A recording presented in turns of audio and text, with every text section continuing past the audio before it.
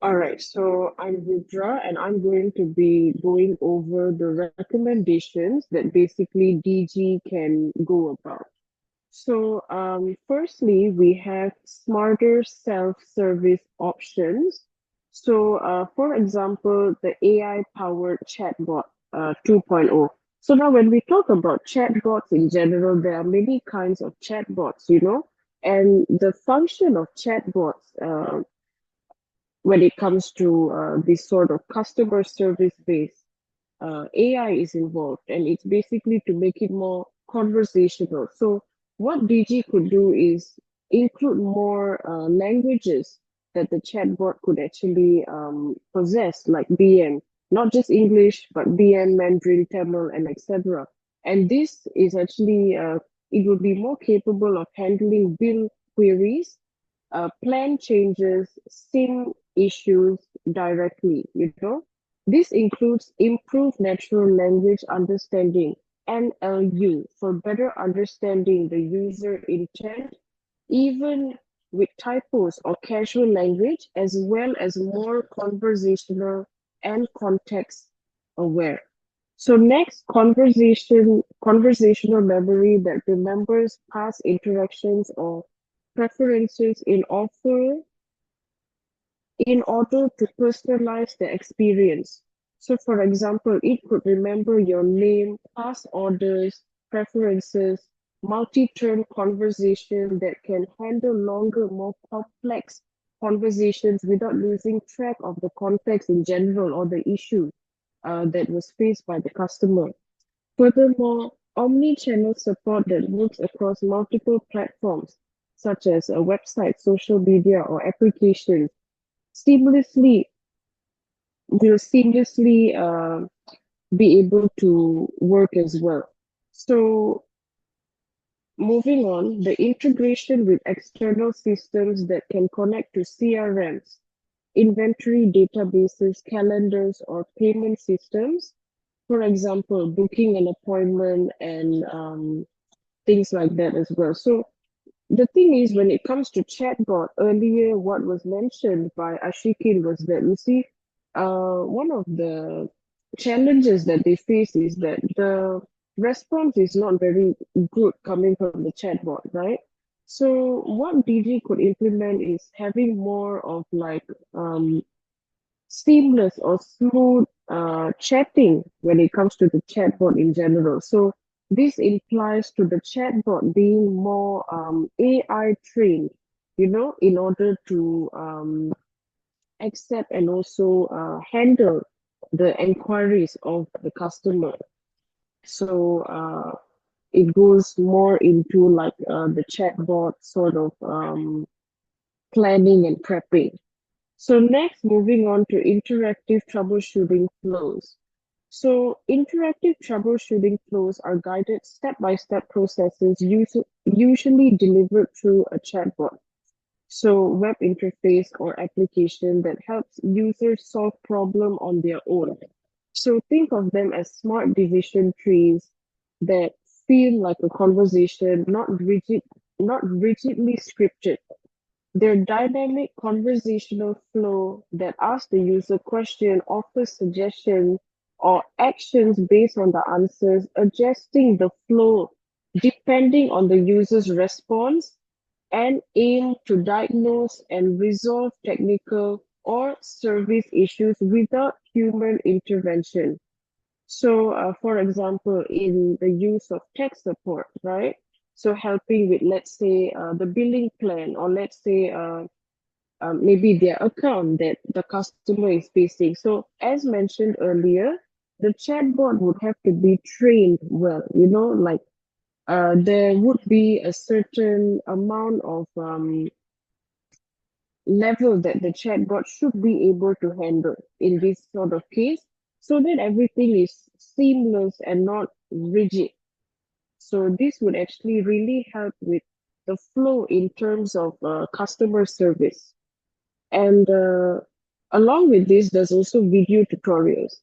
So now when we go to the website and all of that, as a user, the customer will be able to actually get the help that they need just by watching the video, So video tutorials in customer service are short, instructional videos that help customers solve problems, learn how to use the product, or get the most out of the service without needing to contact the support or maybe walk into the Digi store or Digi HQ, things like that. So they are super effective, low effort way to boost customer satisfaction, even comes with a low budget as well, depending on how you choose to implement it. And it reduces the support ticket volume. So this enhances visual clarity and creativity, and also it's just more user friendly, something great to put in the website, maybe for, let's say, certain problems that, let's say, are high volume. So this is something that can be like a quick fix in a way. So moving on to number two, we have reduced wait time and response time. So along with this, we have the AI-based triage. So what it is basically the process of using artificial intelligence to automatically assess, categorize, and prioritize incoming requests, issues, or data, usually in a support, healthcare, or IT setting. So in this case, it is considered as support. So they can be handled efficiently and accurately for customer support. It includes AI scans, incoming tickets, chats, or emails, determining issues such as bills and things like that, tech support in general. So this assigns to the right agent or team and prioritizes urgent cases like outages or angry customers. It works by natural language processing, NLP, or understanding the user inputs in plain languages. So, classification algorithms that tag the issue based on keywords, patterns, or historical data. So, this is another AI-based solution that can actually be done to ensure more smooth sailing progress and help in general. So, next we have queue visibility. So what this is basically the client will be able to see their queue number, and it is the ability to see in the real-time status, the volume and also progress of the task, requests, or tickets that are actually being handled by the customer service executives in general. So with this, I would say it does come with efficiency and also just more systematic approach in terms of being the clientele or customer in general, so that the customer would know like when their time is at, when to be ready and things like that. So it's more systematic in the way. And also there's next I have here callback option. So instead of waiting on hold, the callback option is a feature that lets the customer request a written call instead of waiting on hold for a really long time. So the thing about like you see in this case DG, right? So sometimes we would have to wait on call for a really long time because of its high volume, and how each customer service executive has to like help each of their clientele properly, of course. So this one, I would say it's really, really effective in terms of maintaining customer satisfaction. So it also not just maintains the customer satisfaction, but also it helps not have a lot of people on call and just more systematic in general. So next, I'm going to go to my third point, so which is level up agent experience. So over here, I have ongoing soft skill training. So basically, in terms of being in customer service in general, one would know how to handle the situation properly. So this refers to continuous learning and development in terms of programs focus on improving interpersonal communication and emotional intelligence skills in the workplace, focusing on empathy, tone, and de-escalation, especially on voice and chat. So this one basically is skill development. So how you deal with the customer's inquiry or complaint or things like that. Because when you're in customer service, you cannot really be raising your voice. You cannot be using an unhealthy, unapproachable tone and things like that. So with all of that, it is known as skill management. It's a skill basically that is worthwhile and used a lot in customer service.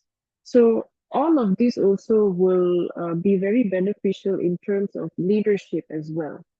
So number four, I have here feedback loop and transparency. So the first point is post-service micro surveys.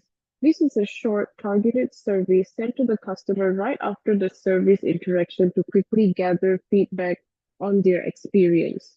So with this, the customer or the clientele can just input their feedback, being as honest, transparent as possible, so that DG can then, like take the feedback and, improve their service or their, service in general. So next is customer service scorecard. This is a tool used to measure and evaluate the performance of customer service agents based on key metrics like response time, issue resolution, tone, and customer satisfaction. So earlier, if you look back at point number three, we have ongoing soft skill training. So as mentioned earlier, it's all about the skill and all about how the customer service executive actually handles the problem, handles the issue coming from the clientele in general.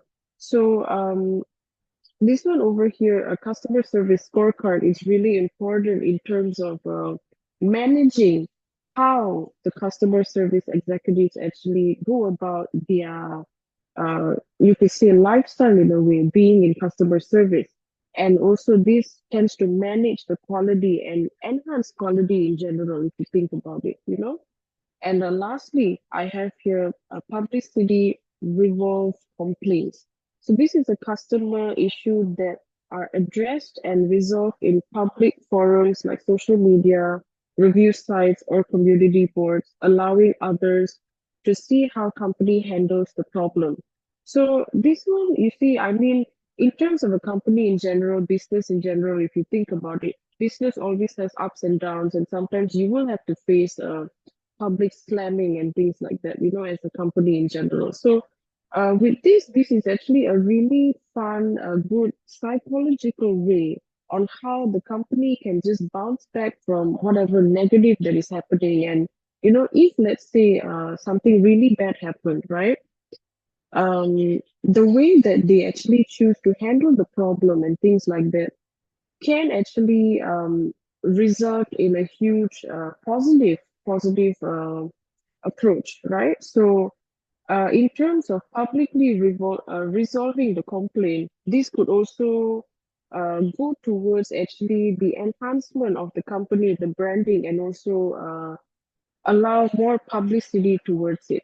So, with all of that being said, these suggestions actually do tend to make impact on the weaknesses that Asyiqin actually spoke about earlier, which is inconsistency in communication style, delay in solving complex problems, uneven impact of recognition programs, and also the leadership. So now I'm going to move on to the conclusion before we end. So in conclusion, DG Telecommunications has demonstrated a commend, commendable commitment to enhancing customer service through the effective use of technology, strategic planning, multi-channel communication, employee engagement, and visionary leadership. The company's investment in AI-powered solutions, CRM systems, and proactive service planning reflects its dedication to customer satisfaction and operational excellence. However, despite these strengths, several limitations persist, as we talked about earlier. So, including consistent communication across platforms, delays in resolving complex issues, and equal recognition among employees. To address those challenges, Digi should focus on refining its self-service options, reducing response times through AI-based triage systems.